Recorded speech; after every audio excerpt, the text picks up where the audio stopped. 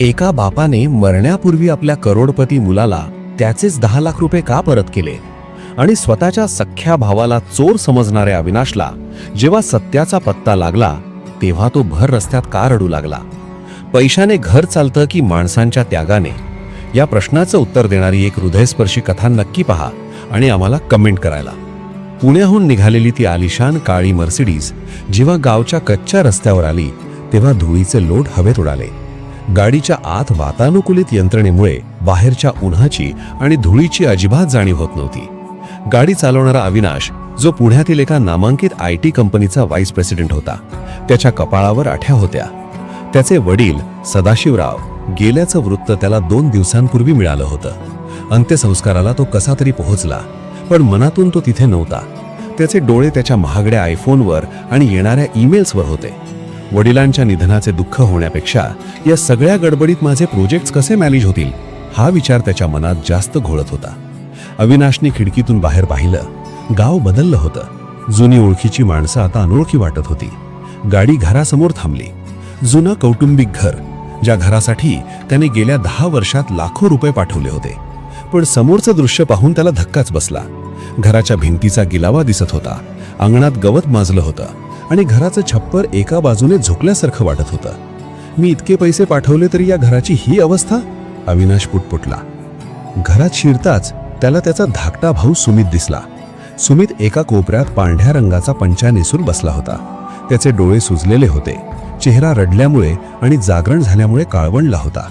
अविनाशने त्याच्याकडे तुच्छतेने पाहिलं. सुमितने आयुष्यभर गावात राहून शेती केली होती. अविनाशच्या मते सुमित म्हणजे एक अपयशी माणूस होता, जो मोठ्या भावाच्या पैशावर जगत होता. पुढचे 10 दिवस अविनाशसाठी अत्यंत कठीण होते. त्याला त्या जुन्या घरात झोप येत नव्हती. तिथलं जेवण जात नव्हतं. तो सतत कोणाला तरी फोनवर ओरडत असे. सुमित मात्र शांतपणे सर्व विधी पार पाडत होता. 13व्याचा दिवस उजाडला. गावातील निम्मी जनता जेवायला आली होती. जेवण झाल्यावर जेव्हा सर्व पाहुणे बसले होते तेव्हा अविनाशचा संयम सुटला. त्याला आता सर्व हिशोब चुकता करून शहरात पळून जायचे होते. सुमित, जरा इकडे ये, अविनाश सर्वांसमोर मोठ्या आवाजात म्हणाला. आज बाबांचा 13वा झालाय. मला तुझ्यासोबत काही स्पष्ट बोलायचे आहेत. सुमित हळूच उठून तिथे आला. बोल ना दादा. मी गेल्या 10 वर्षात तुला दर महिना 50 ते 70 हजार रुपये पाठवलेत. हिशोब केला तर तो 60 लाखांच्या वर जातो. मला सांग, ते पैसे गेले कुठे? या घराची अवस्था बघ. बाबांना साध्या दवाखान्यात नेलं असं तू सांगतोस, मग माझ्या पैशाचं तू केलंस काय? तू आणि तुझ्या बायकोने ते पैसे स्वतःवर उडवले का? अंगणात शांतता पसरली. सुमितच्या बायकोच्या डोळ्यात पाणी आलं, पण सुमित मात्र शांतच होता. दादा, तुला खरंच हिशोब हवा आहे का? सुमितने अत्यंत शांत स्वरात विचारलं. हो, नक्कीच. मला कळू दे तरी की माझ्या घामाच्या पैशाची तू काय वाट लावलीस, अविनाश गर्वाने म्हणाला. सुमित आत गेला आणि त्याने एक जुनी कापडी पिशवी बाहेर आणली. त्याने ती पिशवी अविनाशच्या समोरच्या टेबलावर ठेवली.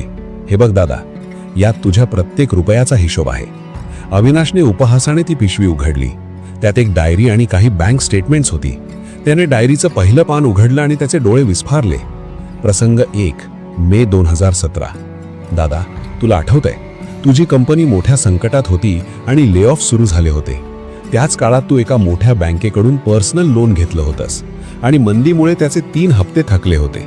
बँकेने तुला नोटीस पाठवली होती की जर पुढच्या 7 दिवसात पैसे भरले नाहीत तर ते तुझ्या कंपनीच्या HR डिपार्टमेंटला डिफॉल्टर म्हणून अधिकृत पत्र पाठवतील. IT कंपन्यांमध्ये कर्मचाऱ्याची फायनान्शियल क्रेडिबिलिटी खूप महत्त्वाची असते. जर कंपनीला कळलं असतं की तू कर्ज बुडवतोयस तर त्यांनी बॅड इमेज म्हणून तुला सगळ्यात आधी नोकरीवरून काढून टाकलं असतं. तू फोनवर रडत बाबांना हे सांगितलं होतंस. बाबांनी मला सांगितलं की बाळा, अविनाशला वाटलं पाहिजे की तो स्वतःच्या हिमतीवर उभा आहे. जर त्याला कळलं की आम्ही मदत केली तर त्याचा आत्मविश्वास मरेल. म्हणून तू घरासाठी पाठवलेले 5 लाख रुपये आम्ही स्वतःसाठी न वापरता त्याच दिवशी शहरात जाऊन तुझ्या बँकेत भरले. बँकेने नोटीस मागे घेतली. तुझ्या HR कडे कोणतीही तक्रार गेली नाही आणि कंपनीने तुला कामावर कायम ठेवलं. तुला वाटलं तुझं नशीब आणि तुझे कष्ट कामाला आले. पण दादा, त्या दिवशी तुझ्या कष्टाच्या पैशांनी तुझं घर नाही तर तुझी प्रतिष्ठा वाचली होती. मित्रांनो, आपल्याला वाटतं आपण घर चालवतोय, पण कधीकधी आपलं घरच आपल्याला पडण्यापासून वाचवत असतं. अविनाशला वाटत होतं की त्याच्या टॅलेंटमुळे त्याची नोकरी वाचली, पण हे सत्य त्या डायरीच्या पानात दडलं होतं. अविनाश अजून पुढे वाचतो. प्रसंग 2, 2019चा फ्लॅटचा हप्ता. पुढच्या पानावर लिहिले होते, ऑगस्ट 2019, पुण्याच्या घराचा हप्ता चुकला होता. बँकेची जप्तीची नोटीस येणार होती. वहिनीने फोन करून बाबांना विनंती केली होती की अविनाशला सांगू नका, तो आधीच तणावात आहे. बाबांनी स्वतःची शेती गहाण ठेवून आणि तू पाठवलेले पैसे एकत्र करून तो हप्ता भरला. दादाला वाटलं बँकेने मुदतवाढ दिली. अविनाशला घाम फुटला. त्याची बायको मधूनच का त्याच्याकडून पैसे मागायची याचा उलगडा आता त्याला होत होता. अविनाशने डायरी बाजूला ठेवली आणि सुमितकडे पाहिलं. सुमित, पण बाबांचा उपचार आणि हे घर? सुमितने एक दीर्घ श्वास घेतला. दादा, तू जे पैसे पाठवायचास ते तुझेच खड्डे भरण्यात खर्च व्हायचे. तू शहरात मोठा दिसावास, तुझी पत टिकून राहावी म्हणून बाबांनी तुझा पैसा तुलाच गुपचूप परत केला. बघ, प्रश्न उरला घर खर्चाचा आणि बाबांच्या कॅन्सरच्या उपचाराचा. कॅन्सर? बाबांना कॅन्सर होता? अविनाश ओरडला.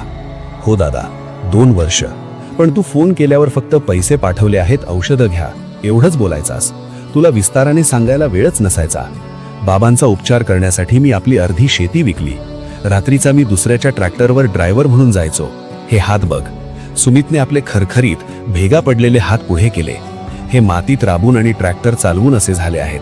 मी माझं आयुष्य, माझं सुख सगळं बाजूला ठेवलं, कारण मला बाबांना जपायचं होतं आणि तुला शहरात सक्सेसफुल बघायचं होतं. अविनाश आता पूर्णपणे खचला होता. पण अजून एक धक्का बाकी होता. सुमितने पिशवीच्या तळाशी असलेला एक बंद लिफाफा काढला. हे वाच दादा, हे बाबांनी मरण्यापूर्वी 2 तास आधी माझ्याकडून लिहून घेतलं होतं.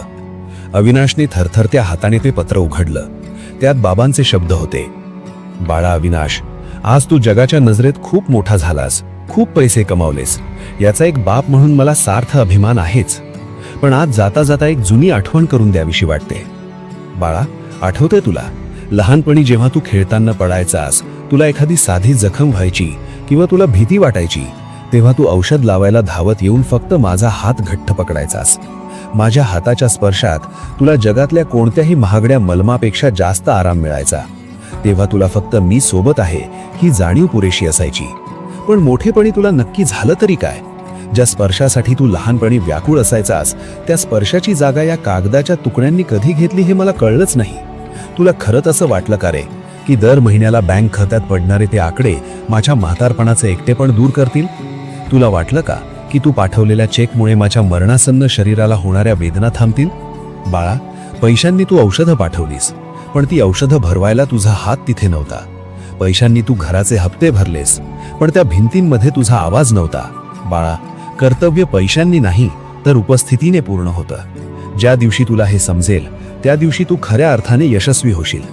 मी तुझे शेवटचे पाठवलेले 10 लाख रुपये तसेच ठेवले आहेत.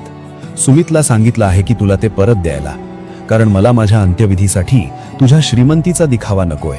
सुमितने माझ्यासाठी जे केलं त्या कष्टाच्या घामाचा 1 रुपया माझ्यासाठी तुझ्या लाखांपेक्षा मोठा आहे. तू घराची वाटणी मागायला येणार हे मला माहीत होतं. ही घे वाटणी. घर सुमितचं आणि तुझे पैसे तुझे. सुखी राहा. पत्रासोबत 10 लाख रुपयांचा चेक होता, जो अविनाशने बाबांच्या उपचारासाठी शेवटच्या क्षणी फेकला होता. अविनाशला आता त्या महागड्या गाडीची आणि आपल्या पदाची भयंकर लाज वाटू लागली. तो तिथेच अंगणात गुडघ्यावर बसला आणि जोरात रडू लागला. ज्या भावाला तो कामचोर समजत होता, तोच भाऊ त्याचा खरा रक्षक निघाला होता. ज्या पैशांचा त्याला गर्व होता, तेच पैसे त्याच्यासाठी कवडी मोलाचे झाले होते. तो सुमितच्या पाया पडला. सुमित, मला माफ कर. मी खूप मोठा झालं असं मला वाटत होतं, पण मी तुमच्या प्रेमासमोर खूप खुजा निघालोय. मला ही संपत्ती नकोय, मला हे पैसे नकोयत. मला फक्त माझा भाऊ परत हवाय. सुमितने त्याला उठवलं आणि मिठी मारली. दादा, भावाच्या नात्यात माफ शब्द नसतो. फक्त पुन्हा एकदा पूर्वीसारखा अविनाश होऊन गावात येत जा. VIP म्हणून नको.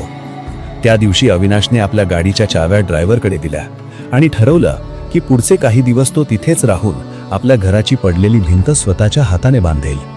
मित्रांनो, पैसा वस्तू विकत घेऊ शकतो, पण वेळ आणि सांत्वन नाही. आपल्या माणसांना तुमच्या चेकबुकपेक्षा तुमच्या हाताच्या स्पर्शाची जास्त गरज असते.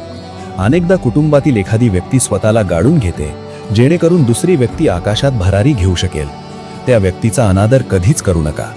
यश म्हणजे बँकेतली रक्कम नव्हे, तर तुमच्या अनुपस्थितीत तुमच्याबद्दल कोणीला वाटणारा आदर आणि प्रेम होय.